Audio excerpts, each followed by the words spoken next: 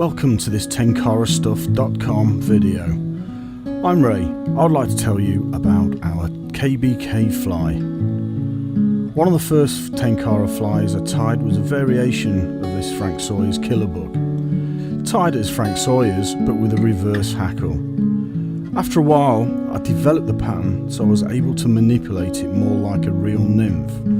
After some research and buying lots of stuff that didn't work, I finally got the recipe for the fly together and came up with the KBK fly.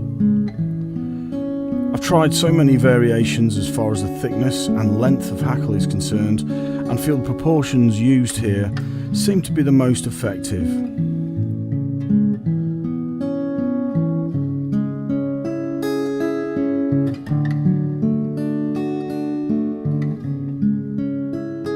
Using a Japanese Morikawa weighted hook, or a hook similar, around the 6, 7 and 8 size, I put a bed of white 6/0 Uni Thread down just behind the weight of the eye.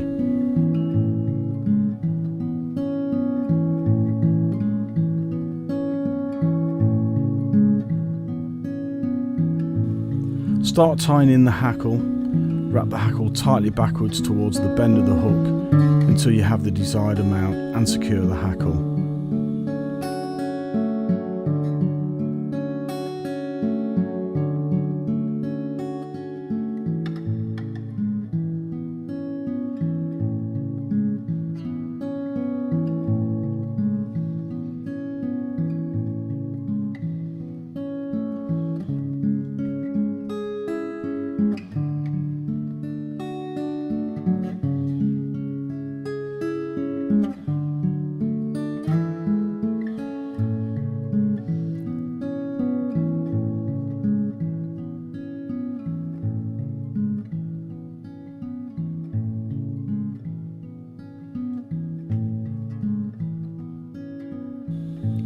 As we don't need a copper body as in the original Frank Sawyer's killer bug, we can simply tie in the body material.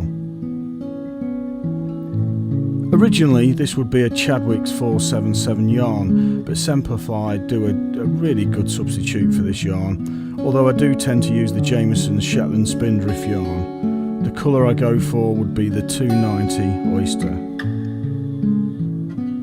I cut this to a workable length, then split the two parts of yarn apart from each other.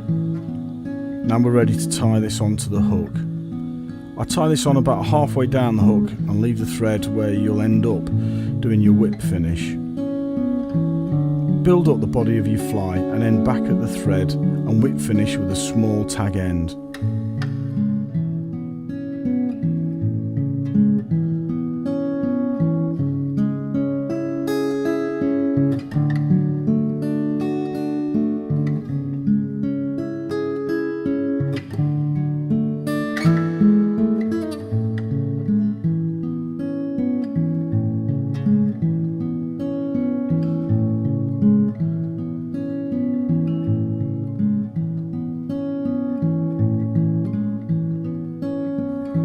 Finish the whole process off with some varnish to help secure the thread.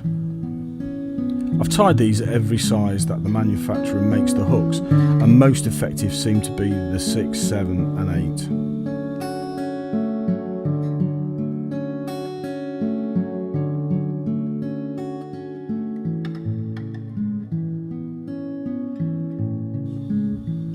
Once you have the fly, you'll now want to be able to use it to its maximum effect. You'll notice straight away that it feels a little different to cast, but not difficult. Within a short time you'll actually find it's pretty easy to cast, as you have that little extra weight to get you where you want it to go. On a fast flowing river you can simply cast where you want it and the flow will do the rest, and if there's a fish about it should go for the fly. In slower pools or still water you can manipulate the fly amazingly well. Almost to the stage where if you see a fish you should catch it.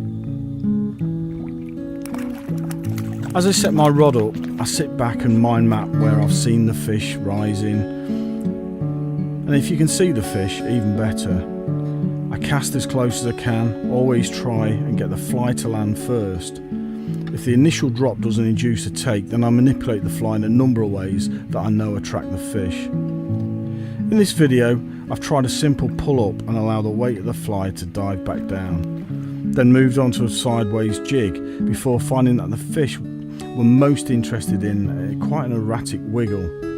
To the extent, if I spotted a fish, I cast to it, and with this type of manipulation of the fly, I was catching everyone.